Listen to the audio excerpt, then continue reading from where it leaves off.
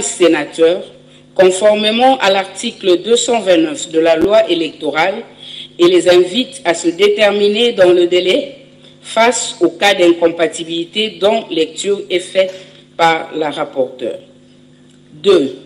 Question orale avec débat du sénateur Célestin Vunabandi Kanamihigo, adressée à M. Kizito Pakabomba, ministre des Mines, relative à la problématique du gel des gisements et la prise en compte des intérêts des populations riveraines dans les projets miniers.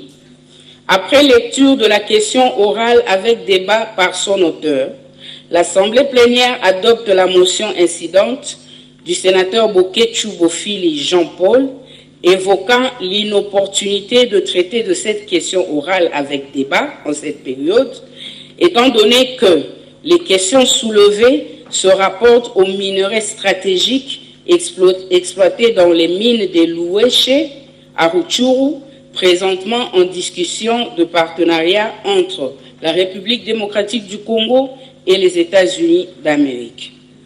2 sénateurs présentent chacun une motion d'information. Il s'agit de Ramazani Massoudi Kilele sur l'inondation enregistrée à Kalemie, occasionnée par le débordement des eaux du lac Tanganyika à la suite des pluies diluviennes. Afani Idrissa Mangala, à propos d'une part du danger que présente la procédure de destitution du gouverneur du Maniema par l'Assemblée provinciale et d'autre part du sort réservé par le Sénat au réquisitoire de l'auditeur général près la cour militaire.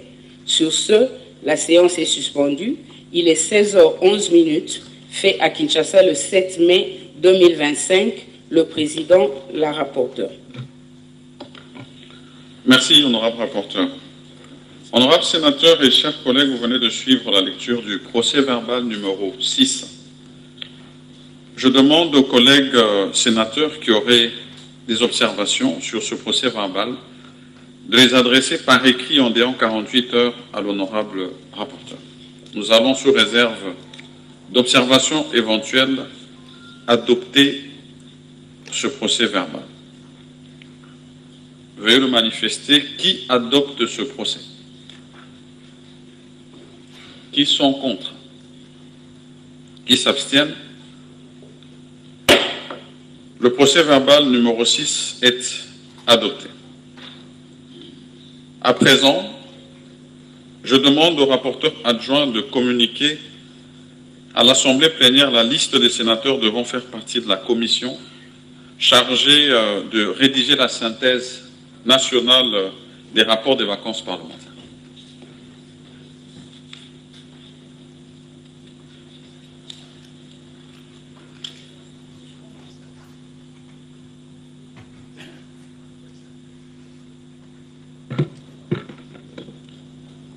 Honorable Président, honorables membres du Bureau, honorables sénateurs, sénatrices, chers collègues.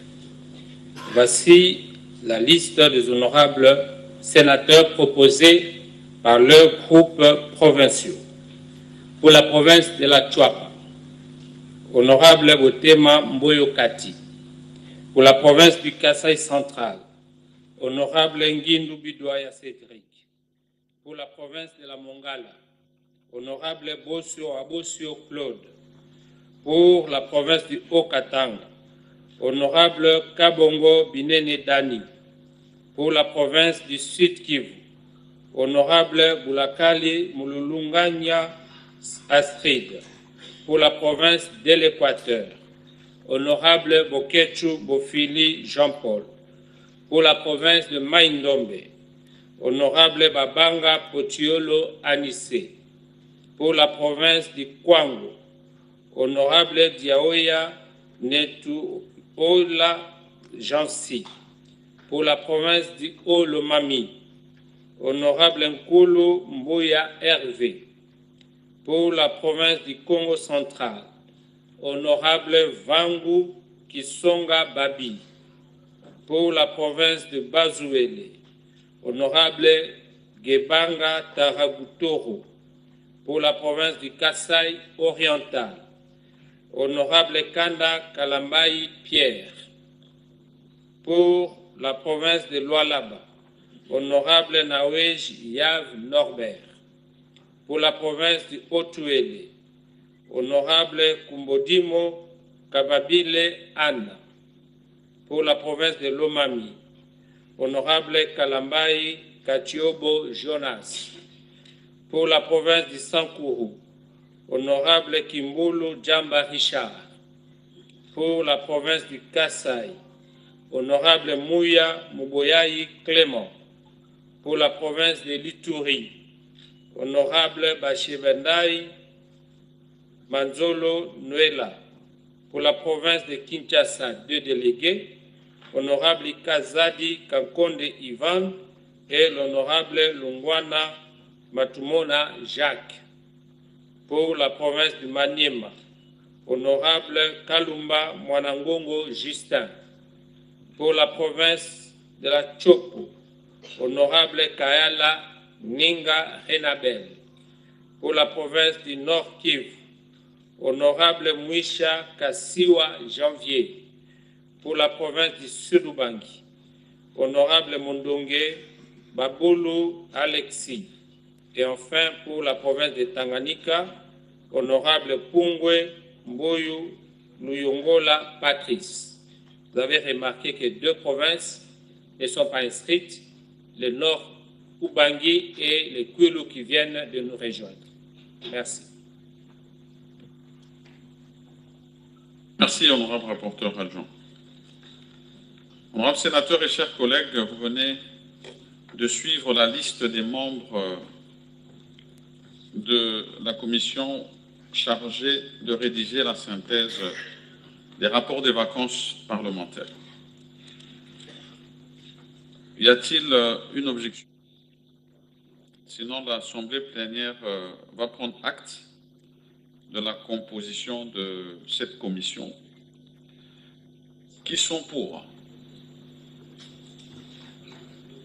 Qui sont contre? Qui s'abstiennent? Cette liste est approuvée. La commission dispose d'un délai de 7 jours ouvrables pour exécuter ces travaux. Honorables sénateurs et chers collègues, à présent nous abordons la question orale avec débat du sénateur Pungwe.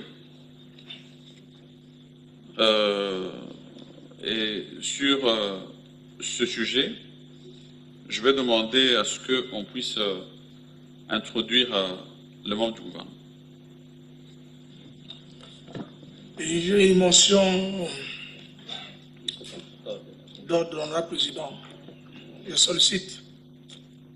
Oui, honorable Audi. Je disais que je sollicitais de vous l'autorisation parce que j'ai une motion d'ordre. S'il vous plaît, honorable. Allez-y. Merci beaucoup, honorable président. Ma voix n'est pas bonne. Mais je sollicite la parole conformément aux dispositions de l'article 95 de notre règlement qui prévoit la motion d'ordre. Pourquoi je sollicite cette motion d'ordre, honorable président? Je considère que nous avons aujourd'hui un calendrier, ne pas dire l'ordre du jour, à travers lequel nous allons traiter 3 dossiers essentiels, à savoir la question orale adressée à la ministre de l'Issue. Nous avons également la question liée à la levée des immunités, mais également qui touche notre collègue Joseph Kabila, mais également notre collègue honorable Lingepoué, même si du point de vue de la différence, ces deux ne sont pas les mêmes. Ainsi donc, je demande que, du point de vue de l'importance de la question, parce qu'on parle de nos collègues, si la plénière peut accepter, à travers vous, que l'on puisse commencer par les 2 questions liées à la levée des immunités, en commençant par celle du sénateur à vie, suivie de notre collègue qui est là aussi, l'honorable Lingepoué, pour terminer avec la question des contrôles parlementaires, qui est la routine en ce qui concerne les travaux parlementaires. Je vous remercie. Oui, merci, honorable Lodi. J'ai bien noté effectivement que vous avez fait cette motion d'ordre pour des raisons d'économie de temps.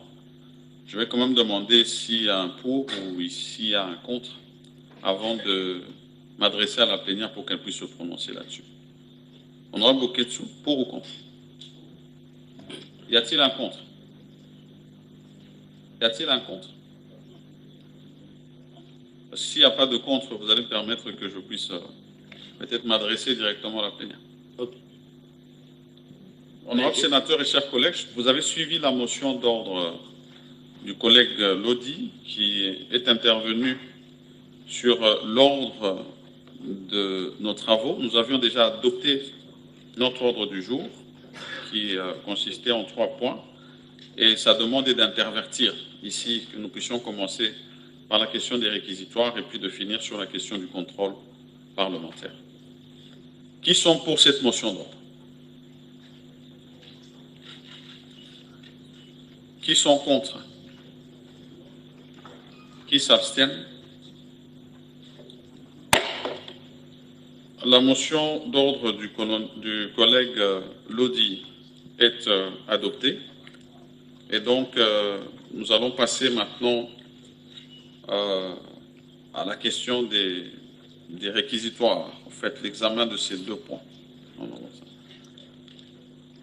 Mais comme je l'avais annoncé au cours de la séance du vendredi dernier, et comme je l'ai rappelé aujourd'hui, nous allons annoncer comment procéder. L'honorable rapporteur donnera successivement lecture des alinéas de l'article 224, alinéa 2 du règlement intérieur, ainsi que des articles 107, alinéa 2 de la Constitution, des articles 11, points 24 et 25 de la Constitution. Et pour finir, elle lira l'article 56, alinéa 1er du règlement intérieur.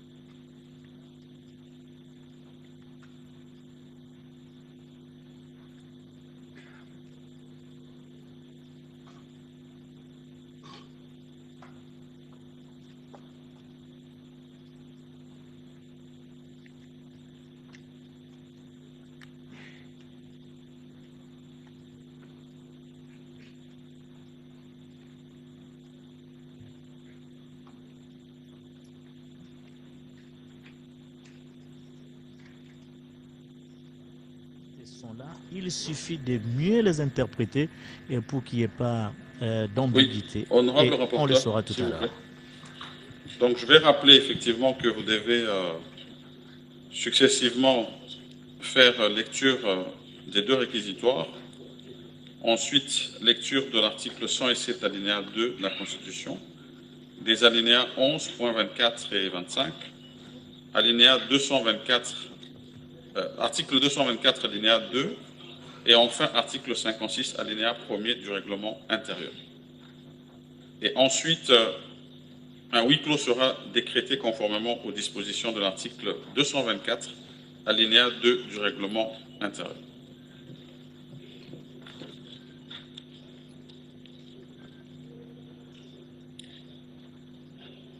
Réquisitoire de Monsieur le procureur général près la Cour de cassation aux fins d'obtenir l'autorisation de l'instruction contre le sieur Lingué Michel, sénateur. À l'honorable président du Sénat, aux honorables membres du bureau, Palais du peuple Kinshasa Lingwala. Honorable Président, honorables membres du Bureau, conformément aux articles 53 alinéa 3, point 1 de la Constitution de la République démocratique du Congo du 18 février 2006, tel que modifié par la loi numéro 11-002 du 20 janvier 2011 portant révision de certains articles de la Constitution et 75 de la loi organique numéro 13/010 du 19 février 2013 relative à la procédure devant la Cour de cassation, le procureur général près cette Cour a l'honneur de vous adresser le présent réquisitoire aux fins d'obtenir l'autorisation de l'instruction à charge du sieur Linguepo Michel, sénateur. Des faits. Par sa lettre plainte numéro PMB-AV/023/mars/2025/2032 du 13 mars 2025, adressée à votre haute autorité, écrite par son conseil, Maître Mutombo Buzangu Patriel, Monsieur Élisée Bokumwania Maposo, vice-ministre du Budget, se plaint contre le sénateur Linguepo Michel, élu de la circonscription de la Mongala. D'après cette plainte, depuis le 8 mars en cours, un audio du sénateur Linguepo Michel, diffusé dans plusieurs chaînes dont la radio Top Congo FM, accuse M. Élisée Bokumwana Bazangu d'avoir détourné les fonds destinés au projet PEDEL 145 territoires à travers les structures Solidarité congolaise, SOCO, en partenariat avec le Programme des Nations Unies pour le développement PNUD et dans l'exécution de certains ouvrages dans la province de la Mongala, à travers également la COPEC, structure chargée de la paie des fonctionnaires dans la province de la Mongala. D'après le plaignant, ces faits de l'accusé devraient amener le secrétaire permanent de l'Union sacrée de la Nation à retirer le plaignant du nouveau présidium. Il a félicité tous ceux qui avaient été nommés dans le présidium et il a demandé au président, secrétaire permanent, de revoir la répartition par la province de la Mongala. Je crois que c'est pour la province de la Mongala, d'autant plus que la personne qui a été désignée, la personne désignée premier, c'est le plaignant Élisée Bokumwana, pose problème dans l'exécution du projet de 145 territoires, dans la construction de la résidence du président de la République et dans le paiement des enseignants de la Mongala au travers de ces structures. Pour lui donc, cette province qui a voté massivement le président de la République mérite mieux que Élisée Bokumwana. Il a demandé que le plaignant soit mis à l'écart et qu'une autre personne représente la province parce qu'il a des comptes à rendre à Mongala. Pour M. Linguepo Michel, c'est le plaignant lui-même qui pose problème parce qu'il a des comptes à rendre à la Mongala et il ne peut pas représenter valablement la province dans les instances supérieures de prise de décision, sinon il va étouffer toutes les décisions, toutes les démarches tendant à faire éclater la vérité sur les différents projets qu'il a gagnés sur les 145 territoires, la construction de la résidence du président de la République et sur le paiement des enseignants à Mongala. Il a terminé son allocution en disant qu'il souhaite qu'une autre personne représente la province, même de la structure du plaignant. Pour le plaignant, toutes ces affirmations sont fausses et tenues dans le but d'attenter à son honneur et à sa dignité et constituant des infractions. Il a affirmé qu'il a réhabilité la résidence du président de la République et que le projet de 145 territoires est en cours d'exécution avec le PNUD. 2. qualification légale à donner aux faits. Confrontés au droit, les faits sus-exposés paraissent constituer les incriminations d'imputation dommageable et de faux bruit prévues et punies respectivement par les articles 74 du Code pénal livre 2 et 199 tels que modifiés par la loi numéro 75/013 du 14 mai 1975.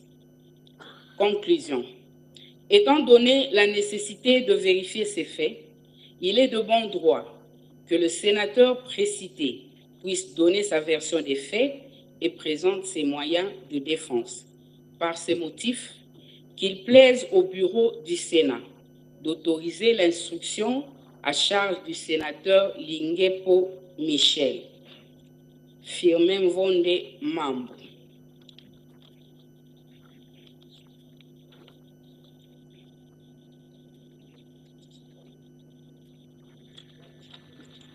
Merci, honorable rapporteur. Vous pouvez poursuivre. Réquisitoire de l'auditeur général près la haute cour militaire tendant à obtenir la levée des immunités et l'autorisation des poursuites du sénateur à vie Joseph Kabila Kabange. À l'honorable président du Sénat à Kinshasa, Lingwala. Honorable président, comme vous le savez, depuis près de 30 ans, notre pays, la République démocratique du Congo, est sur son territoire le théâtre de violents affrontements opposant d'une part les groupes armés nationaux et ou étrangers entre eux et d'autre part le gouvernement aux mouvements rebelles, parmi lesquels le M23 dont la branche politique est l'Alliance Fleuve Congo, AFC en sigle. Généralement, ces affrontements se déroulent en violation flagrante des lois et coutumes de la guerre et sont accompagnés de très nombreux abus et atrocités contre les populations civiles. Militairement vaincu en 2013, le M23 est à nouveau réapparu en 2022 avec le soutien avéré du Rwanda.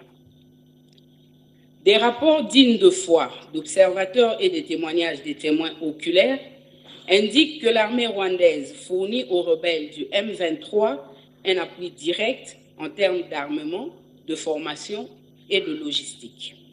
Au plan interne, un faisceau de preuves indique nettement que la coalition M23/AFC bénéficie également du soutien de M. Joseph Kabila Kabange, sénateur à vie. Fort de ce soutien, la coalition précitée sème morts, massacres et pillages dans les provinces du Nord Kivu et du Sud Kivu. Ne pas tirer toutes les conséquences en droit des comportements ostensiblement affichés par le sénateur à vie précité constituerait une violation flagrante de la Constitution qui stipule en son article 12 que tous les Congolais sont égaux devant la loi.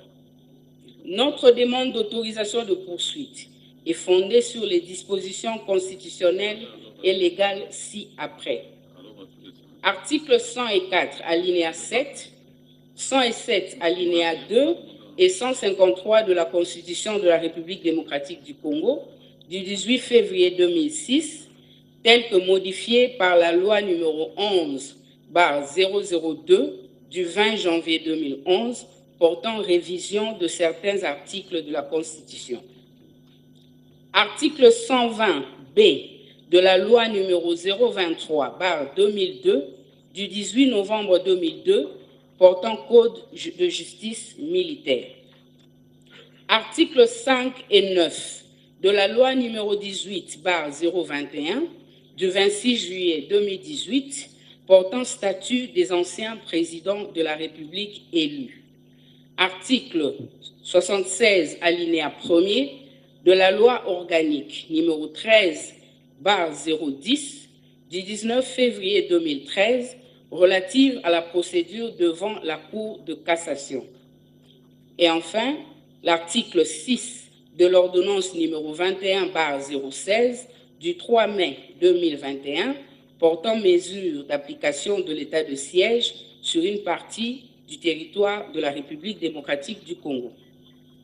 L'article 153 de la Constitution attribue à la Cour de cassation la compétence pénale pour les actes infractionnels commis par les membres de l'Assemblée nationale et du Sénat pendant l'exercice de leurs fonctions. Mais lorsqu'ils commettent des actes prévus et punis par le Code pénal militaire, ils relèvent de la compétence de la Haute Cour militaire en vertu de l'article 120B de la loi numéro 023/2002 du 18 novembre 2002 portant Code de justice militaire. Dans le cas du sénateur à vie Joseph Kabila Kabange, votre saisine tendant à obtenir l'autorisation d'engager à son encontre des poursuites pour des faits ci-dessous décrits se justifie non pas parce qu'il était président de la République, mais parce qu'il est de l'exposé des faits. Militairement vaincu,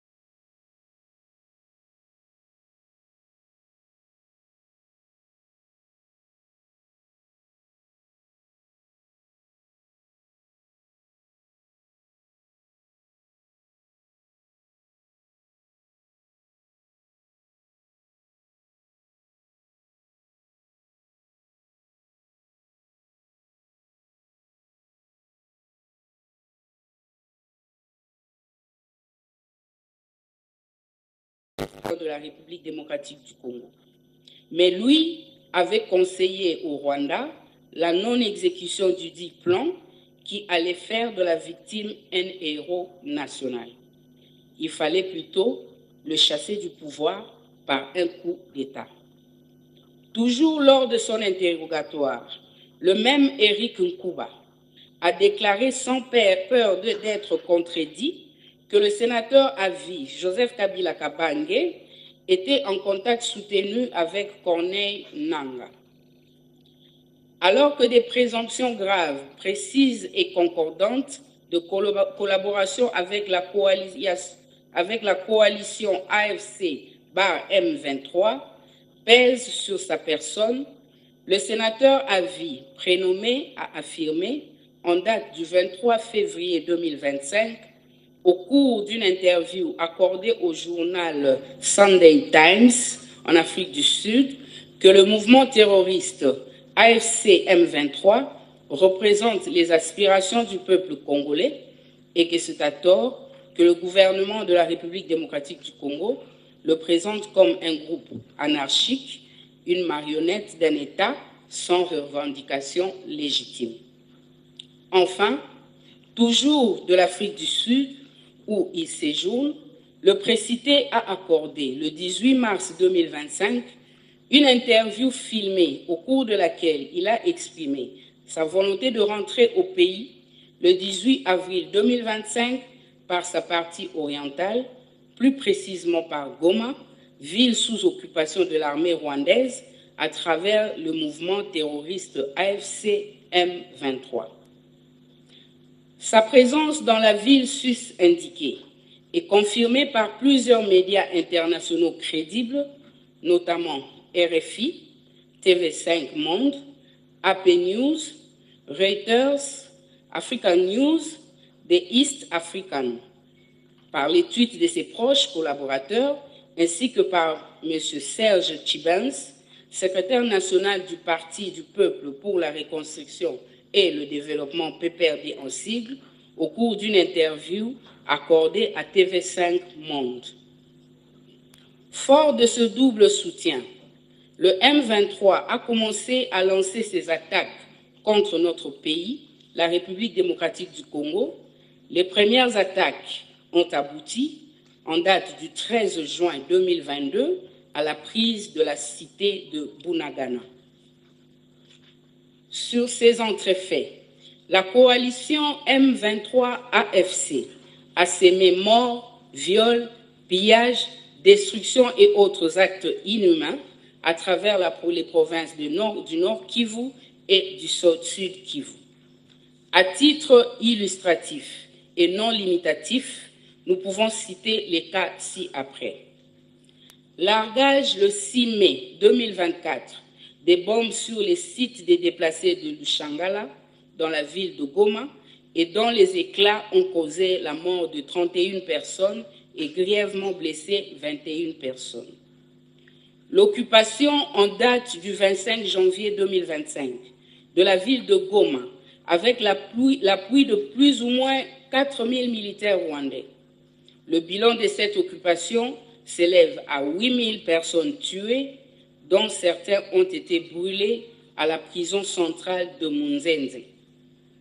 Le 27 janvier 2025, à 11 h, les éclats d'une bombe larguée sur leur maison, située dans un des quartiers de la ville de Goma, blessent grièvement une jeune femme à l'œil. Atteinte de façon irréversible, sa nièce, encore petite, a définitivement perdu la vue, selon les médecins de Goma. Le 28 janvier 2025, destruction de la maison et pillage de plusieurs biens de valeur d'un journaliste éditeur résident de Goma, notamment des appareils électroniques, des vêtements, des bijoux, des téléphones, ainsi qu'une somme de 1200 $ américains. Le 14 février 2025, l'occupation de la ville de Bukavu, suivie de plusieurs exactions à l'endroit des populations civiles, notamment des viols, pillages, massacres et libération de tous les détenus de la prison centrale. Les actes et les propos ci-dessus exposés attestent sans conteste que M. Joseph Kabila Kabange, ancien président de la République du Congo élu, sénateur à vie et non seulement à la base de la création de l'AFC, mais légitime aussi le mouvement terroriste AFC M23 et surtout approuve et encourage tous les actes odieux commis par les membres de la dite coalition. De la qualification des faits et lois applicables. Dans leur confrontation au droit, les faits si haut relatés et reprochés à M.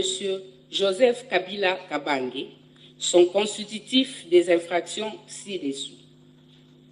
1. Participation au mouvement insurrectionnel en assurant les communications des insurgés, infraction prévue et punie par les articles 136 et 137.3 du Code pénal militaire. 2. La trahison en entretenant des intelligences avec une puissance étrangère, en l'occurrence le Rwanda, ou avec ses agents, le mouvement terroriste M23-AFC, dans le cas qui nous préoccupe, pour engager cette puissance à entreprendre des hostilités contre la RDC ou pour lui en procurer les moyens, faits prévus et punis par l'article 182 du Code pénal congolais, livre 2. 3. La participation à des crimes de guerre, dont la liste en annexe, tels que prévus et punis par les articles 21 bis.2 ainsi que l'article 223.1a et 2.2 E, V et Z de la loi numéro 15/022 du 31 décembre 2015, modifiant et complétant le décret du 30 janvier 1940 portant code pénal ordinaire. Après la cessation de ses fonctions de président de la République élu, M. Joseph Kabila Kabange est régi par la loi numéro 18/021 du 26 juillet 2018 portant statut des anciens présidents de la République élus, qui stipule en son article 5 que l'ancien président de la République élu est tenu à une obligation générale de réserve de dignité, de patriotisme et de loyauté envers l'État. Face aux indices sérieux de culpabilité recueillis en son encontre et aux conséquences incalculables des actes par lui posés, la nation congolaise que nous défendons attend de bon droit qu'une occasion lui soit donnée de fournir ses moyens de défense devant la justice. Par ces motifs, qu'il plaise au Sénat de lever les immunités et d'autoriser les poursuites à charge de M. Joseph Kabila Kabange, sénateur à vie, pour participation à un mouvement insurrectionnel, trahison, participation à des crimes de guerre et crimes contre l'humanité, conformément à l'article 107, alinéa 2 de la Constitution qui dispose « Aucun parlementaire ne peut, en cours de session, être poursuivi ou arrêté, sauf en cas de flagrant délit, qu'avec l'autorisation de l'Assemblée nationale ou du Sénat selon le cas. » Fait à Kinshasa le 30 avril 2025, l'auditeur général près la Haute Cour militaire, Likulia Bakumi Lucien René, lieutenant général.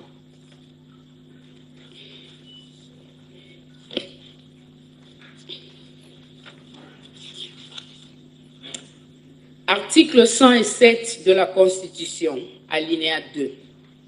Aucun parlementaire ne peut en cours de session être poursuivi ou arrêté, sauf en cas de flagrant délit, qu'avec l'autorisation de l'Assemblée nationale ou du Sénat selon le cas. Article du règlement intérieur. Article 11. L'Assemblée plénière est compétente pour délibérer sur toutes les matières relevant des pouvoirs et des attributions, notamment, point 24, autoriser les poursuites judiciaires contre les sénateurs, point 25, lever les immunités parlementaires des sénateurs. Article 224, alinéa 2. En cours de session, pour toute demande d'autorisation aux fins d'instruction, de poursuite, de levée de l'immunité parlementaire ou de suspension des poursuites déjà engagées à charge d'un sénateur, l'Assemblée plénière, après débat à huis clos, constitue une commission spéciale chargée de l'examen du dit réquisitoire. Article 56, alinéa 1er. Les membres d'une commission ou d'une sous-commission spéciale sont désignés par le bureau du Sénat sur proposition des groupes politiques et des groupes provinciaux.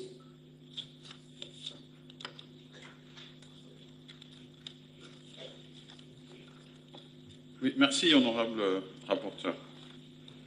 Honorable sénateur et chers collègues, vous venez de suivre la lecture des deux réquisitoires ainsi que des articles de la Constitution et du règlement intérieur. Et sur ce, je décrète un huis clos.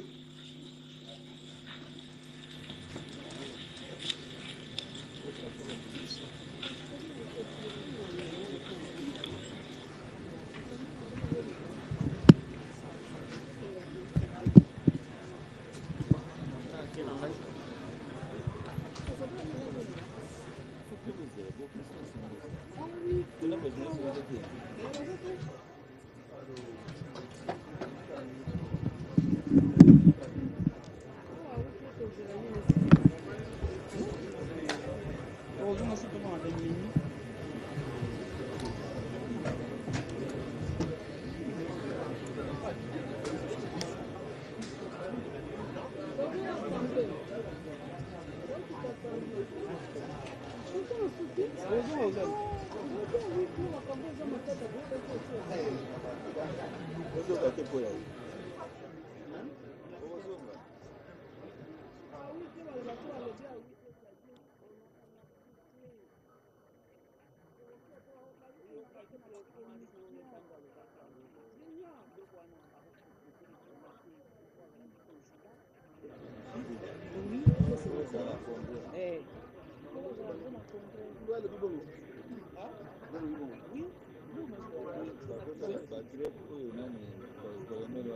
doctorat à Tessie. Le temps général, étudiant.